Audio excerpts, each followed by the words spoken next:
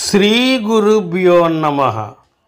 మిథిలా నగరాన్ని జనక మహారాజు పరిపాలిస్తూ ఉంటాడు.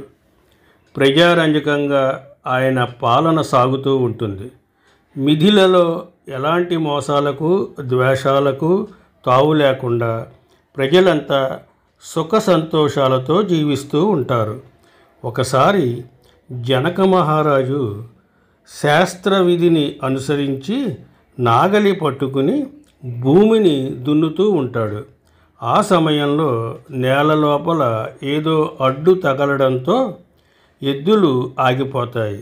దాంతో నాగలికి తట్టుకున్న ఆ వస్తువు ఏమిటనేది చూడమని తన సిబ్బందిని జనక మహారాజు ఆదేశిస్తాడు. నాగలి తట్టుకున్న చోటున కొద్దిగా తవ్వి అక్కడ ఉన్న ఒక పెట్టెను వాళ్ళు బయటికి తీస్తారు. ఆ పెట్టెను తెరిచి చూడగా లోపల నవ్వుతూ ఒక పసిపాప కనిపిస్తుంది. ఆ పసిపాపను చూడగానే జనక మహారాజు ఆనందాశ్చర్యాలకు లోనవుతాడు. భూదేవి తనకు ఆ బిడ్డను ఇచ్చిందని సంతోషంతో పొంగిపోతాడు.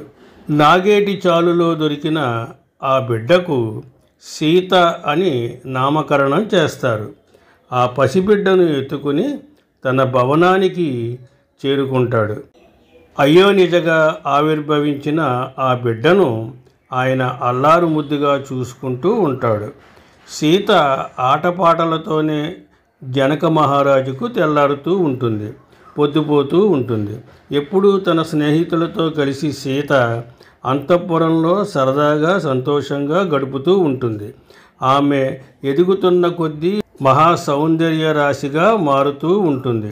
సీత ఎలా ఉంటుందన్నది బయట ప్రపంచానికి తెలియదు, కానీ అంతఃపురంలో పనిచేసే వారి ద్వారా ఆ రాజ్యంలోని వారికి ఆమె ఎంతో అందగత్తె అని తెలుస్తుంది.